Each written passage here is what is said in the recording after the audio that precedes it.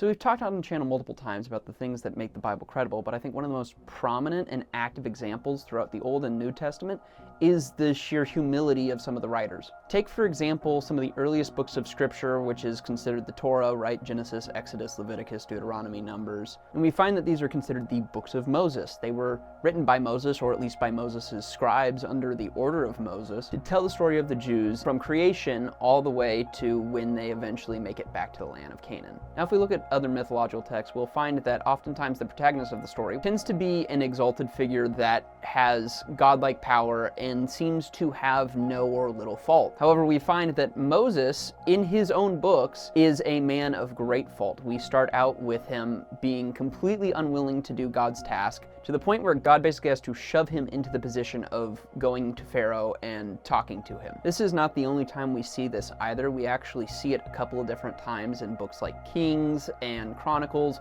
where Saul, who is the king and who's being written about, he's not necessarily the writer, gets talked about as somebody who is a man who's deeply flawed. And even David, who would have been written about at that time, is revealed to be a man who's deeply flawed, despite his godly qualities and the things that cause him to be considered a massive figure in Israel. It is important also to point out that David actually does write a part of Scripture in Psalms in which he is completely willing to talk about all of his insecurities. These are not the types of writings you keep if you're trying to create a mythological, godlike figure. And I think the reason we don't see that in Scripture from any of its authors is because the protagonist of Scripture is not David, it is not Moses, it is not any of the people who we really talk about other than Jesus or God. The one consistent thing in all of Scripture is that God tends to act as the protagonist. He seems to be the one with the exaltation and the qualities that we expect of a traditional hero. So what it appears is that Scripture is written not necessarily to exalt man, but to exalt something above man,